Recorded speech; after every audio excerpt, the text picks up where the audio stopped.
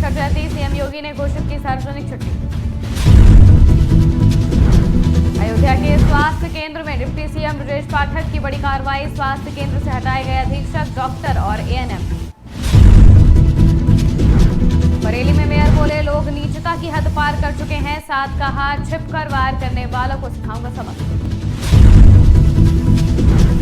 कंडी सेना की रैली खत्म, सपा सांसद को दी चेतावनी, लखीमपुर खीरी में कंडी सेना के खिलाफ सपा ने पुलिस को दी रही।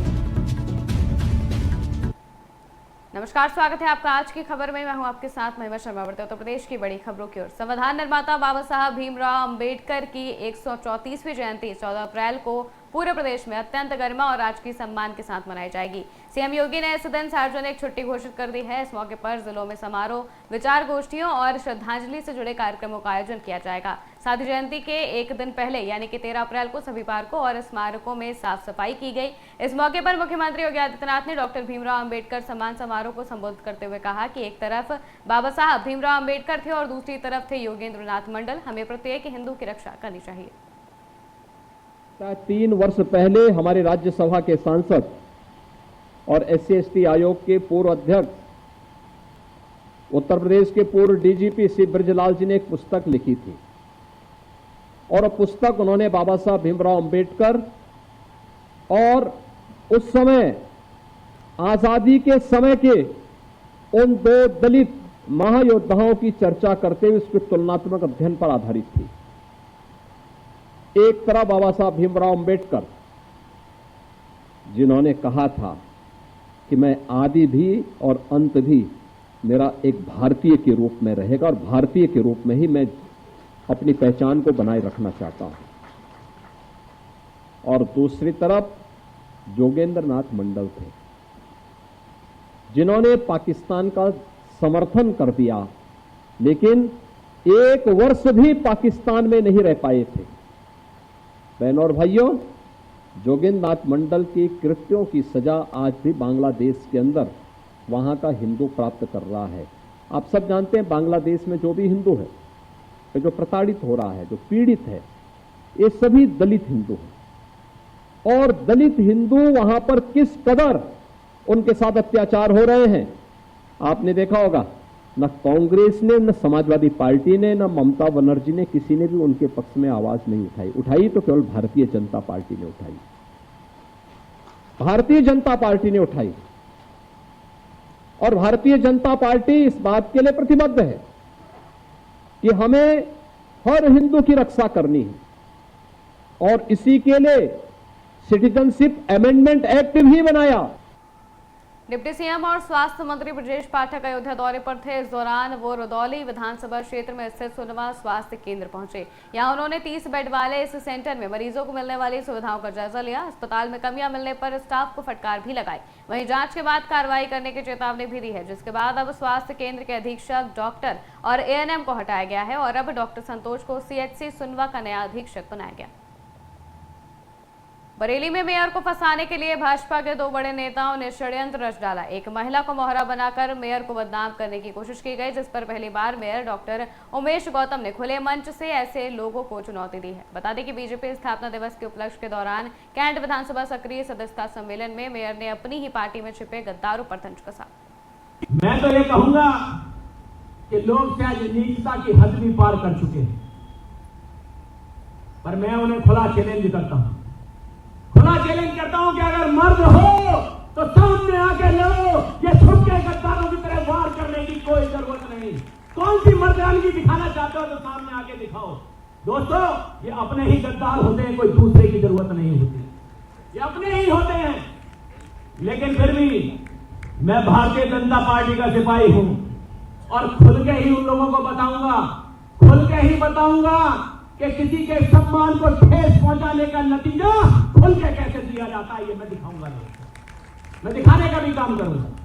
तो मेरा आपसे आग्रह है कि भारतीय जनता पार्टी के एक कर्मठ सिपाही बनते हुए हम सब लोगों को जनता के बीच में काम करना है। जनता को दिखाई देना चाहिए कि किस तरह का काम भारतीय जनता पार्टी के सिपाही लगातार कर रहे हैं।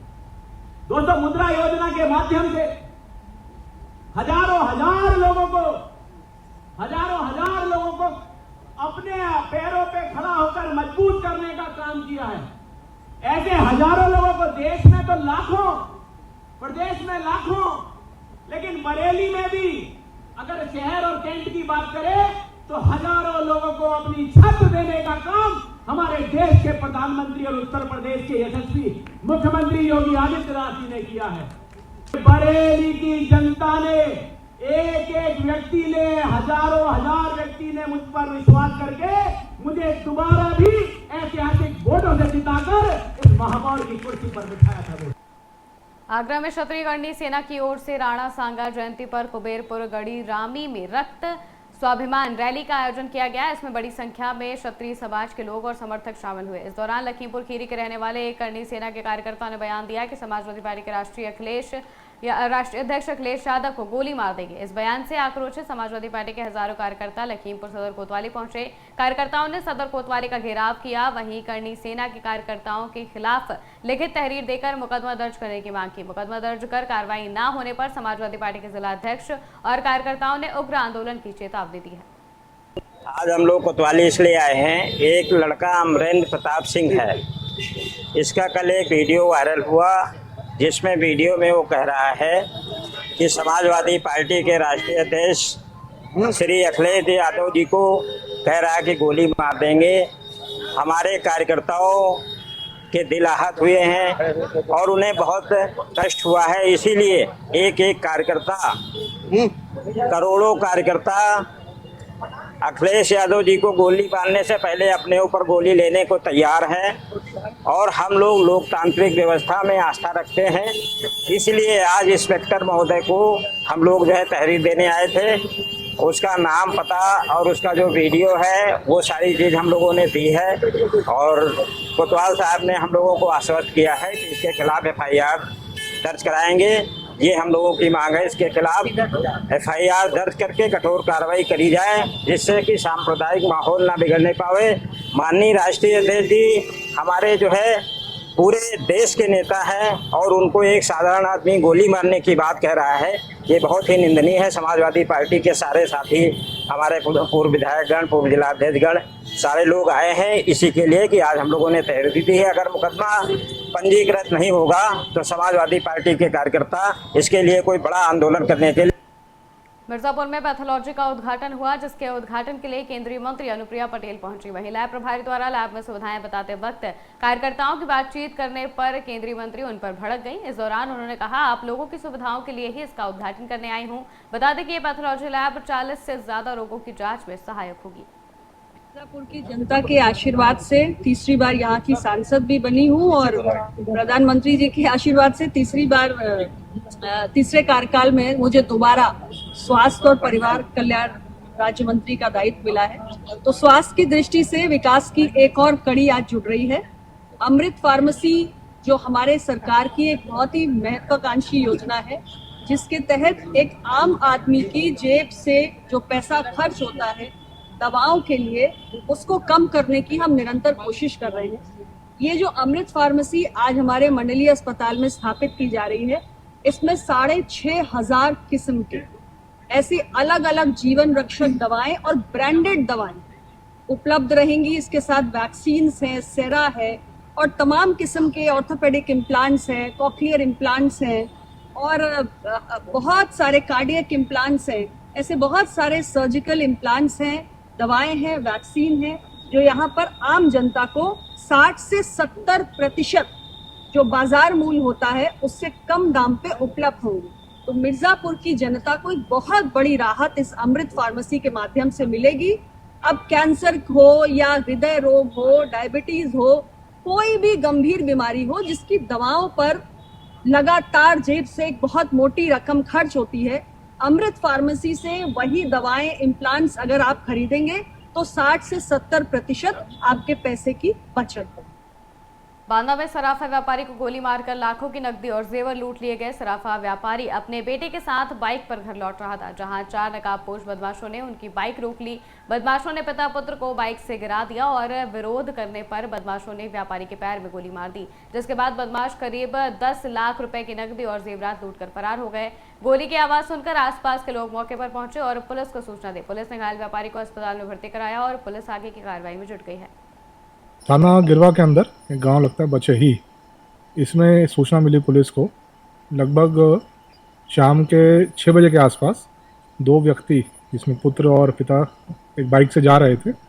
काफ़ी इंटीरियर में गांव है, पीछे से 2 बाइकों पर 4 लड़के आए हैं और इनके साथ एक बैग था उसको छीने हैं और इनके एक जो लड़का है उसके पैर में गोली मारे, गोली आर पार हो गई है और लड़का खतरे से बाहर है, उसको मेडिकल कॉलेज इलाज के लिए भेज दिया गया है। तत्काल मौके पे मेरे द्वारा एवं और सीनियर अधिकारियों के द्वारा मौका मुआयना किया गया है। टीमें लगा दी गई हैं एसओजी की, सभी सीसीटीवी फुटेज सर्विलेंस की टीम्स सभी को दिखवाया जा रहा है। जल्द ही जल्द इस घटना का अनावरण किया जाएगा। हरदोई जिले की एक कॉलोनी में एक युवक की संदिग्ध परिस्थितियों में मौत हो गई। यहां रहने वाले युवक का शव कमरे में पंखे से लटका हुआ मिला, जिसके बाद क्षेत्र में सनसनी फैल गई। घटना की सूचना मिलते ही और फील्ड यूनिट पुलिस मौके पर पहुंची और पूरे मामले का निरीक्षण किया। पुलिस की सूचना के बाद मौके पर पहुंचे परिजनों ने पुलिस को तहरीर दी और पुलिस ने मामले की जाँच शुरू कर दी है।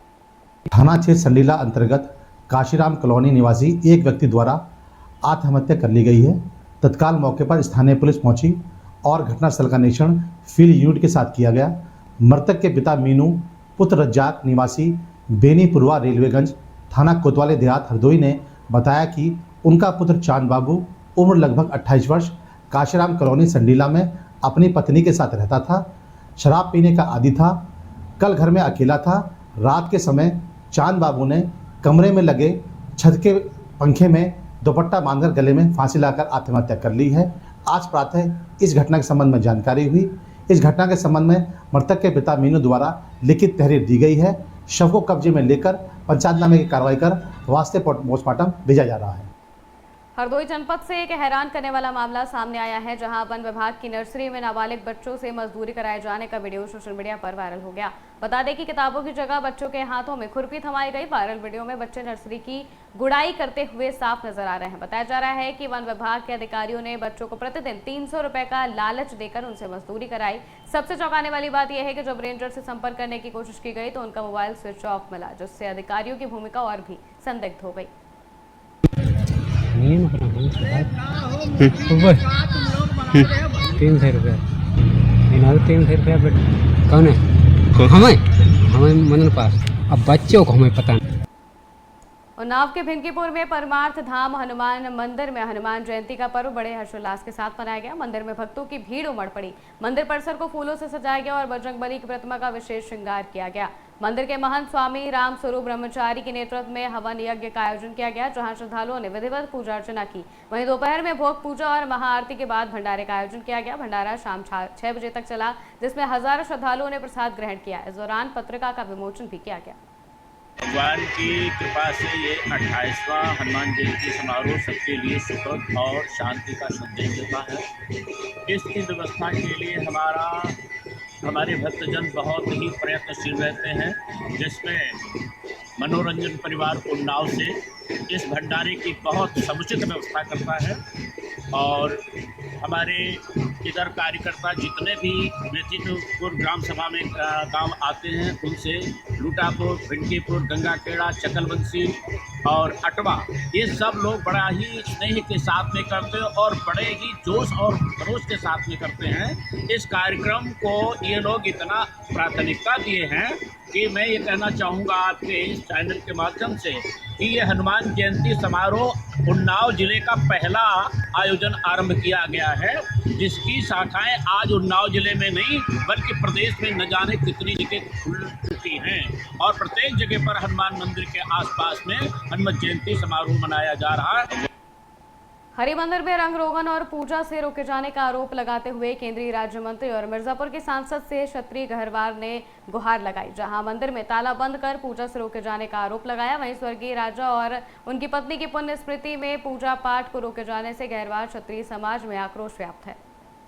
गहरवार वंश के गौरव में स्टेट विजयपुर श्री हरि मंदिर में मैं पोताई करवा रहा था और वहाँ पर मासिक पारायण राजा स्वर्गीय रमानिवास प्रसाद सिंह, रानी रमाकांत कुमारी देवी के पुण्य स्मृति में यह कार्यक्रम करना चाहता था, लेकिन राजा अनिल प्रताप सिंह ने पोताई रुकवा दिया है और पूजा बंद करा करके पुजारी भगाकर मंदिर में ताला बंद कर दिया है, जो कि स्वतंत्र भारत में पहली रियासत है ऐसा जैसा जघन्य कुकृत्य कर रहे हैं राजा अनिल प्रताप सिंह। और आप लोग वहाँ जाकर दशा देखेंगे, मंदिरों में किसी भी न रंगाई हो रही है, न पुताई हो रही है, न कुछ हो रहा है। और इसके माननीय अनुप्रिया जी को मैं ज्ञापन दिया हूँ और आप लोगों से प्रार्थना करता हूँ कि इस योगी राज में गड़े हुए मंदिरों को मतलब खोज करके पूजा कराई जा रही है। स्टेट विजयपुर में ना जघन्य अपराध किया जा रहा है, जबकि हमारा गहरवार वंश ऐतिहासिक मतलब कि राज्य किया है। गहरवार वंश। उत्तर प्रदेश की खबरों में फिलहाल इतना ही। देश और दुनिया की तमाम खबरों के लिए देखते रहिए आज की खबर।